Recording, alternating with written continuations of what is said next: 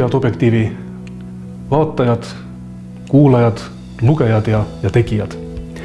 Meil on kujunenud välja väga hea meeskond.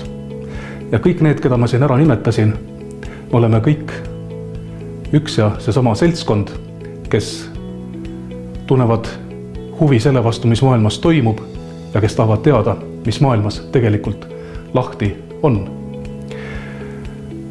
Tõele tuleb vaadata otsa sellisena, nagu ta on, seda ilustades petame ainult iseennast.